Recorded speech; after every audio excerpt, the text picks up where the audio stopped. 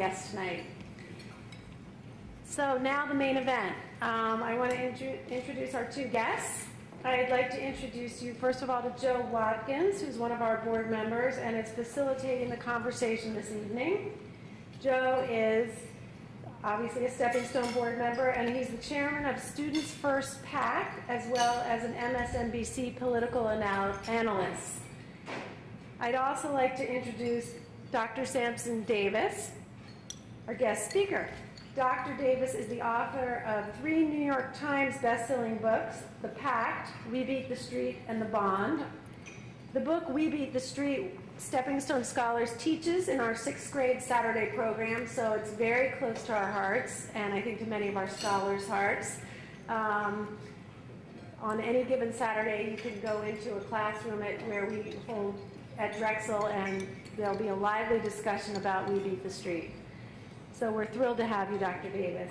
Dr. Davis has also appeared on numerous television and radio shows to speak about his experience as a young boy growing up in Newark and overcoming numerous obstacles to achieve academic and personal success. So I just want to thank both of you for being here tonight. And I'm not going to say anything more about baseball, Dr. Davis. So, thanks.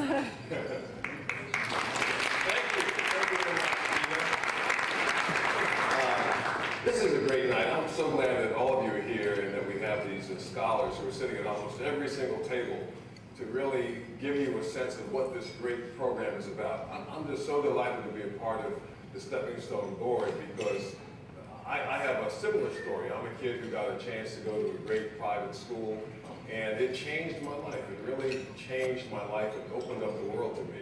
It provided so many possibilities for me that would not have been available had I not gone to the great schools that I attended. So I'm just delighted to be a part of this program, and I'm even more delighted that we have with us tonight Dr. Sampson Davis. And he's got a special story. The reason why we're sitting like this instead of having him stand behind a podium is because we wanted to make this conversational. He's got a great story to tell, and he's going to talk about the pact that he formed with his friends.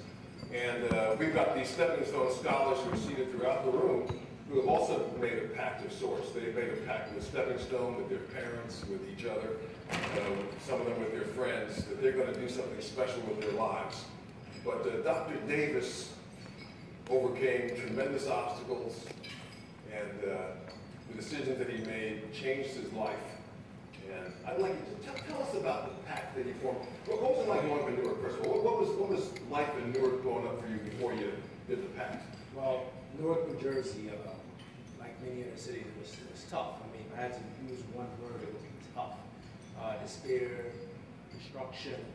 A simple walk from my house to the corner store, you saw people in the corner selling drugs, car stealing, robberies, carrying guns, everything you could imagine that was somewhat negative. And you know, as a young kid, I just remember wanting more out of life, wanting to be more out of life, trying to find myself and still trying to blend and be a part of my everyday walk of life. I grew up with 5 siblings, and my father was in the home for the first few years, but he was emotionally unavailable simply because him and my mother had a very stormy marriage.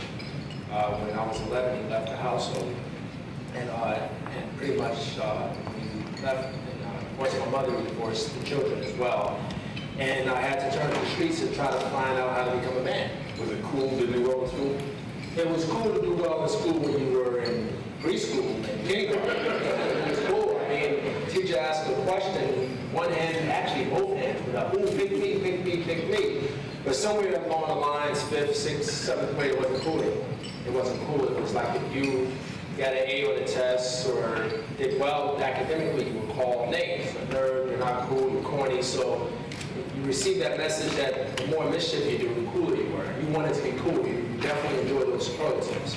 And so you find yourself not doing well in school intentionally, not because you didn't have the smarts to do well, just because that wasn't part of the social structure there. But, you know, my mother, who was my role model, she practiced child abuse during those days. When I grew up on anything less than a B, you know, I got to meet Mr. Bell most often, and you know, I'm not advocating it, but it saved my life. So, you know, that that was the backdrop. That was the, and I wanted more out of life, but I didn't see lawyers, teachers, doctors, astronauts, architects, business people, reporters walking on the street. Who had the most money in the neighborhood where you grew up? It was by far. By far, they had the most money and they had the most flamboyance. You know, they had the cars that just seemed to, I don't know how they did it. The rims would glow and the chains that they wore would glow and the diamonds and the gold and everything else. So it just was something that seemed to be appealing. And the way to go. And it's kind of like it was a rites of passage in the weirdest way because we saw every day when they were trying to, I'm speaking to a young man whose birthday was, he was about to be 12, and I was saying next year you get to put teen after that number, so 13, 14. And it seemed like it was almost a rites of passage once you reach 13, and the streets kind of just like, okay, now you're a man, you have to go through these changes here, you got to learn how to sell drugs and steal cars, and I just didn't want that for myself, I wanted more. But I was drawn in. I did fall victim to some of the things that took place. First time I was arrested, I was 13 years old. And my best friend at the time, he was doing a story, he told me he paid for an item. He said, oh, just pick it up and bring it out. I can't carry it, my hands are full. And so I didn't know what was going on. I was halfway down the block and all these hyenas around me and somebody was chasing behind me. I was like, man, they're looking for somebody. And that somebody was me. And I looked at him like, you know, what's going on? And he's like, oh man, you know, I thought we could get away with it. Well, I was a part of the plan. Like, that told me the plan.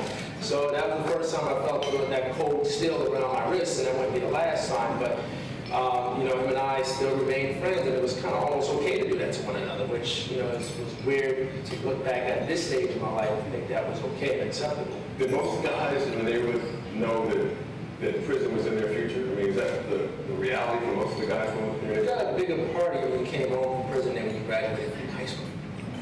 You know, and that's the reality. When you came home, you're like, oh, Khalif's home, oh, we're about to shut down the block and have a big party. And you graduated high school, it was like, okay, what's next? You know, you graduated high school, and which goes to show me, and Newark is not the worst city, but it has a 45% graduation rate, which means 1 out of 2 students aren't going to graduate. Look at cities like DC, the rate is a lot lower there. So I mean, it's you know, the educational crisis, which is sort of the platform of discussion now, is something that needs to have light shine on it in a major way. And you know, part of my hopes and aspirations currently is to kind of glamorize and glorify education, to make it cool, to make it just like that shiny car that I saw as a teen, because I was drawn to that. So if we can make it cool, that kids feel like it's okay to get A's, you know, and D's on the examination, and they don't have to suffer the teasing of being called nerd. And I tell them it's okay if they call you nerd today, because, you know, it's fine. They'll be calling you nerd today, but they'll be calling you boss tomorrow. So it's okay for you to, you know, feel that. But we need to change it so that they can feel excited about the academics. What was the turning point for you? I mean, you got arrested a few times, but you had to at some point make a personal decision, right, that this was not what Sampson Davis was going to do. Right. When did that turning point come? That was when I was 17 and a half. And I say 17 and a half because as we get older, we lose those halves. And as we get older, we lose that second digit. We're just in our 40s and our 50s. But I was 17 and a half. And came out again with more proud. Started to, one of the 4 of us had a brilliant idea that we would start to rob. We would rob drug dealers. We'd be like Robin Hood. We would rob the rich drug dealers and give it to ourselves. And so, you know, I fell into that crowd and we started robbing people, and we got caught. And I remember spending that summer between my junior and senior year of high school in the youth house, and saying to myself, they're talking, you know, you got to go to court, and you may trial you as an adult, and you trial as an adult, you may have to spend 10 years. Prison. I'm like, 10 years. I'm like, I barely got 4 years of high school. You're talking about 10 years in prison. Like, are you kidding me? And they said, well, it might be a 10 to 25 year range if you can trial you as an adult. And at that time, it's like I just saw my whole life just collapse upon itself, and said to myself, like, if I could get a second chance, a second opportunity at this thing, that I won't fail. And I remember the day of the hearing when I had to plea bargain. The plea bargain eventually worked itself out to a 2-year prison sentence. But the lawyer that my mother hired, which I'm glad she hired her, she took the last few bucks and hired a lawyer who took the case for $500. If there's any lawyers in the hospital, $500 will get you about half an hour on the phone. Some lawyers. And so he took the case and he was able to have it a 2-year suspended sentence, which was ultimately 2 years of probation. And I just remember seeing the look on my mother's face, and I promised myself that that's the last time she would ever have that look on her face. And since then, she's been smiling ever since. So,